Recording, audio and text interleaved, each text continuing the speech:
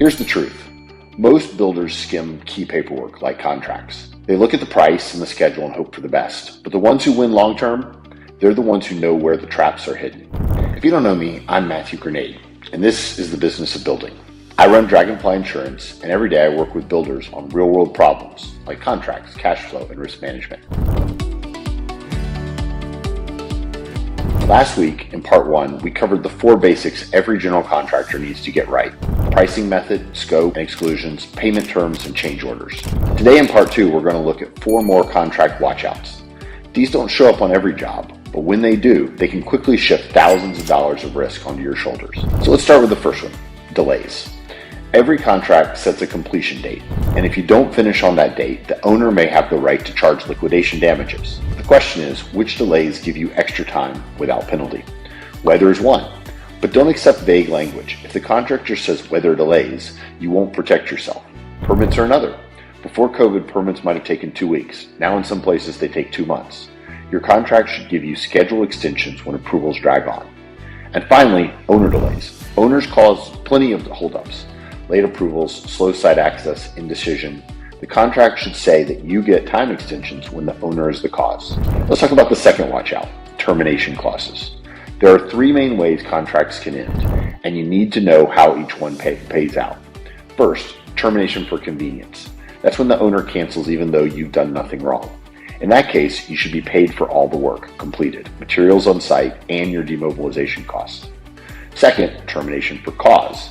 That's when the owner claims you defaulted. If you truly did, you may owe replacement costs, but you should still be paid for properly performed work. Third, termination for owner default. That's when they stop paying you, and in that case, the contract should give you the right to suspend work, recover damages, and walk without a penalty. Let's talk about the third watchout: lien rights and payment protection. A mechanic's lien is your strongest leverage if you're not paid, but contracts often try to take that away. Some will slip in no lien clauses or language that waives lien rights in advance. Don't ever agree to that. In some states it's enforceable, and if you sign it, you've given up your best collection tool before work even starts. The other trap is deadlines. Most states require preliminary notices or filings within strict timeframes, sometimes 20, 60, or 120 days. Miss the deadline by even 1 day and you lose your rights completely. Don't sign away your rights and know your deadline's cold. Let's talk about the fourth and final watchout: indemnification and insurance. Indemnification is just legalese for who pays when something goes wrong, and insurance clauses are what spell out what coverage you need. On insurance, standard coverage like general liability and workers' comp is fair, but if the contract requires $5 million in specialty coverage, that needs to trigger higher pricing. Otherwise, you're insuring risks that don't belong to you. Contracts aren't about trust, they're about clarity. The 4 basics we covered in part 1 protect your day-to-day cash flow. These 4 watchouts that we covered today protect you from landmines that can sink your business completely. Before you sign your next contract, take 30 minutes to run through both checklists.